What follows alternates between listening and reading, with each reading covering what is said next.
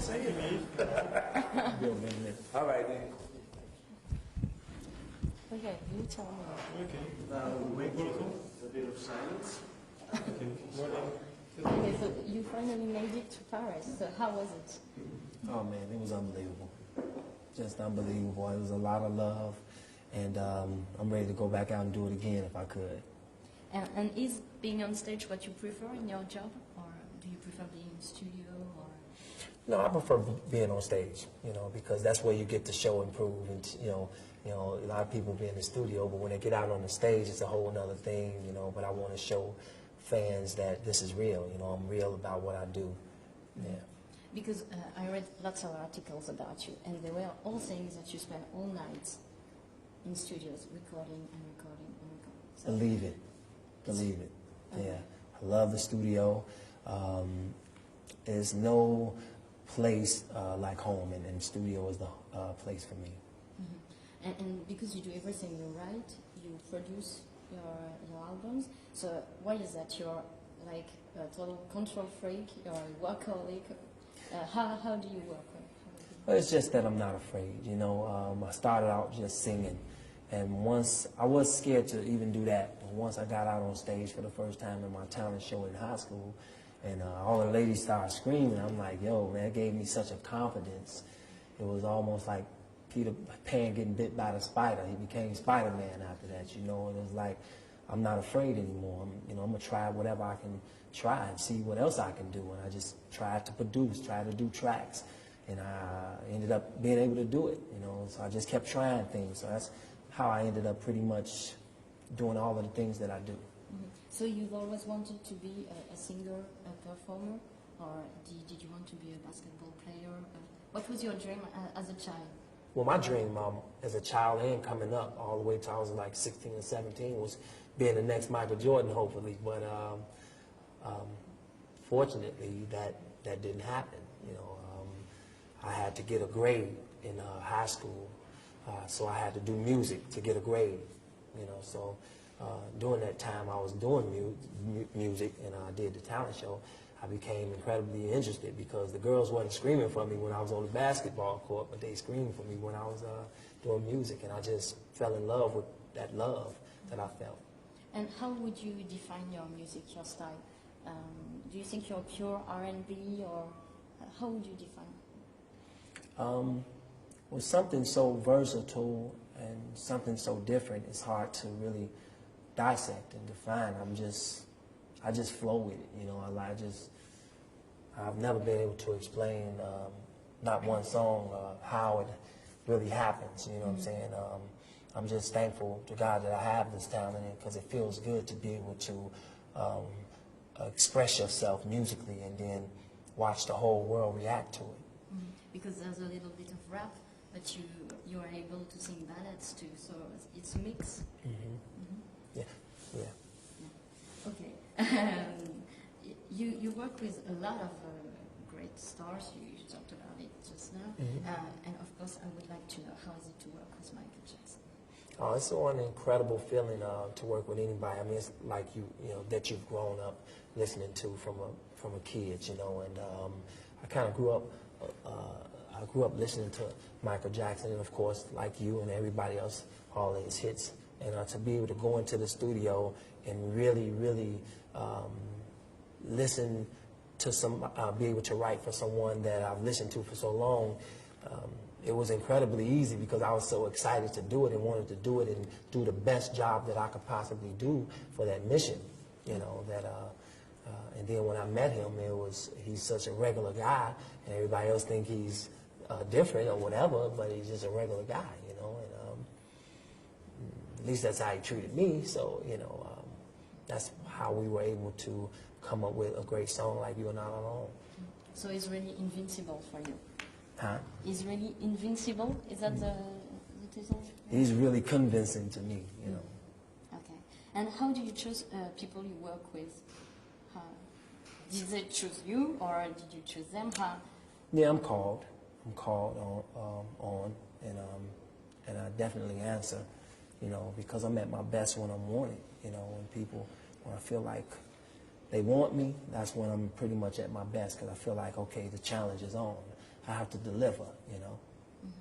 And of course, I've got to talk about your lyrics because I read them carefully, and everybody thinks you're such a romantic guy and everything, but you talk a lot about sex. I do. Yeah, definitely. So why is that? You're really direct and. Well, sex is a form of art to me. It's not just sex. It's, you know, a lot of people have their opinions of what sex is, but those people were born by sex. And that's how you're able to even give an opinion. You have to be born. And you're born because somebody laid down and had sex. You know, some people call it making love. And to some people it is making love. To some people it's just having sex, and some people it's just straight boning. However, you know, someone was born from that great moment in that room or wherever you were. And I'm one of those people. I just happen to know how to appreciate sex and know how to express myself when I'm feeling like I want to be sexual, you know, and by me being an artist, I love making love, you know, and I love writing about making love, and that's my character. And I don't think anybody should down that because of that reason, because I'm not afraid to talk about it or sing about it. And you seem to, do you write especially your songs for women? Because there's a lot of girls in your audience, because you seem to know women very well, actually, in some of your songs. Well, yeah, I feel like I do know women. I've had enough relationships and experience with women to know what they feel, you know, because a lot of things that women feel that they've been through, I'm one of the guys that took them through it. And a lot of times my songs are like, in a way, is saying I'm sorry. I like to look at a woman's threat as an apology song. You know, I look at when a woman's fed up as an apology song, and I try to represent all men and sing that song to all women. So when men hear that song, they be like, man, that's what I've been trying to say. And a woman goes, wow, that's what you need to be telling me, you know. And that's what I try to create, you know, relationships. You know, a lot of people write songs about just the beautiful things, but there's a lot of relationships that are not going so well. And I try to hit on those subjects. But your last album is very sensual, of course, but it's also nostalgic, I think, and sometimes mystical. Is it what it's all about? R. Kelly, is that the message that it's everything?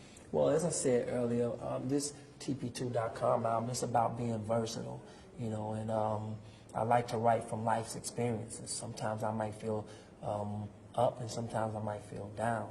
And sometimes I feel, most of the time, romantic. You know, I like to take words and mess around with the words and search myself and go inside myself and figure out how can I put this word into a melody and make people overseas feel it and agree.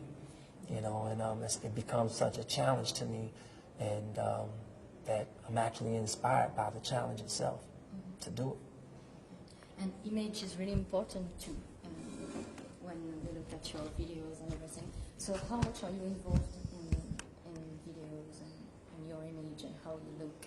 200%. 200%. I believe that visuals meet the music, and they have to fall in love and get married. You know, I feel like that, and they have to be married forever. Because if you have a song that says go that way, and in the visuals say go that way, then people are going to be confused as they listen and look. You know, and that's what I try to do. I try to make the song and the video and the visuals go the same way and be married. Is that why you direct the videos yourself? That's exactly why. I'm just glad I'm able to. You know, everybody's not able to do it. I'm just glad I'm able to be able to, you know, to do that. Okay. And last question: if you had to choose between God, women, basketball, and music, what would you choose? No doubt, God. Okay. Could you explain us why? Because God is all those things. God is my music. God is our women. Is me. And He's everything. You know. And And you have to really understand that to be able to appreciate that, you know. And no one can give me God, but God can give me everyone. Okay, that's a good answer. Thank you That's very much. Thank you. Is it? Thank you. Very much, Mr. Kelly. Appreciate it. Thank you.